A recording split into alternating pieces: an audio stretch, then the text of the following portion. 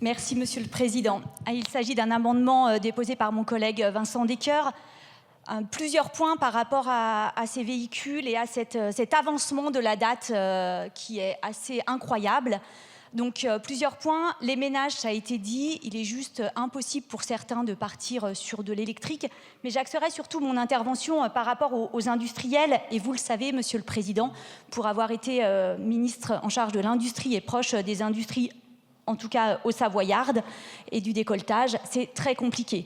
Comment aujourd'hui demander encore plus d'implication? Ça fait des années qu'ils cherchent à évoluer, qu'ils cherchent à s'adapter, et en même temps, il y a de grosses difficultés. Aujourd'hui, l'industrie est en péril au niveau de l'industrie de l'automobile, évidemment. Même s'ils ont cette volonté d'évoluer, cette volonté d'aller vers de l'électrique, il est impensable d'avancer cette date à 2035. Par ailleurs, on le voit, il y a d'autres pays comme l'Allemagne qui reviennent sur ces décisions et qui se rendent compte qu'au-delà de faire du 100% électrique, il faut peut-être aussi avoir une complémentarité, comme on peut l'avoir pour les énergies, avoir une complémentarité sur les différents types de véhicules. Et puis, si on parle un peu écologie, c'est bien de parler véhicules électriques, mais c'est bien aussi de regarder l'empreinte écologique globale.